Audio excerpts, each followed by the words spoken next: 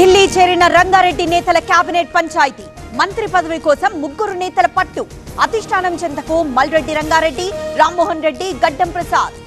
నేటి నుంచి south Coast railway zone కార్యకలాపాలు విశాఖ కేంద్రంగా అధికారికంగా ప్రారంభం. ఉత్తరాంధ్ర ప్రజల దశాబ్దాల కల సాకారమైందన్న సీఎం రమేష్. సామాన్యుడిపై మరో ధరల బాంబు. 19 కిలోల సిలిండర్ ధర ఢిల్లీలో 42 రూపాయలు పెంపు. అమల్లోకొచ్చిన పెంచిన ధరలు. ఇవాళ రెండో విడత ఇందిరమ్మ ఇళ్లకు శ్రీకారం. ఆసిఫాబాద్ జిల్లాలో ప్రారంభించనున్న సీఎం. కొఠారి కొత్తగూడలో రేవంత్ బహిరంగ సభ. భైంసాలో జొన్న కొనుగోళ్ల కోసం టోకెన్లు. అర్ధరాత్రి నుంచే క్యూ కట్టిన రైతులు. గంటల తరబడి అన్నదాతల ఎదురుచూపులు. కాసేపట్లో తునిలో చంద్రబాబు పర్యటన. ఎన్టీఆర్ భరోసా పెన్షన్లు పంపిణీ చేయనున్న సీఎం. చామవరంలో బహిరంగ సభ.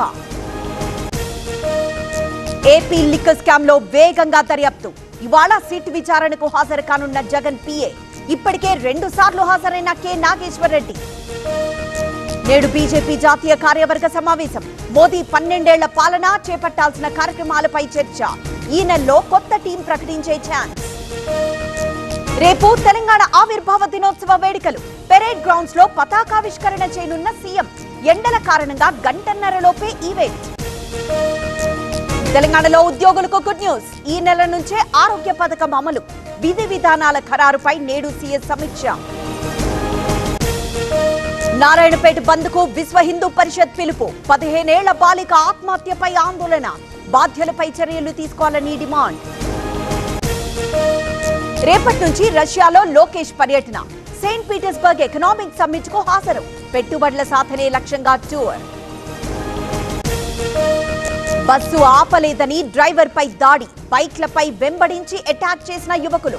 వరంగల్ జిల్లా అన్నారం గ్రామంలో ఘటన. జగిత్యాల జిల్లా మోరపల్లి దగ్గర రోడ్డు ప్రమాదం. రోడ్డు పక్కనున్న బావిలో కారు బోల్తా పడి ఒకరి మృతి. కారు అద్దాలు పగలగొట్టి బయటకు వచ్చిన 2 వ్యక్తులు. హైదరాబాద్ పాతబస్తీలో మహిళ అనుమానాస్పద మృతి. మదీహా బేగంది హత్య అంటున్న కుటుంబ సభ్యులు. మళ్లీ ఆడపిల్ల పుడుతుందని అత్తింటి వారు వేధించారని ఆరోపణలు. ఇవాళ బెంగాల్ మంత్రివర్గ విస్తరణ. కొత్తగా 30 నుంచి 35 మందికి అవకాశం. మంత్రుల ప్రమాణ స్వీకారానికి ఏర్పాట్లు.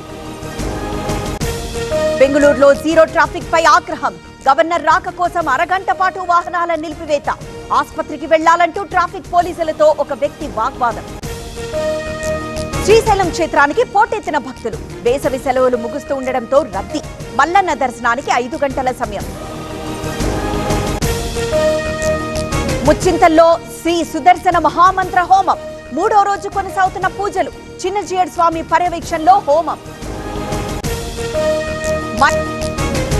ఐపీఎల్ 2026 విజేతగా బెంగళూరు. వరుసగా రెండోసారి కప్ కొట్టిన ఆర్సీబీ.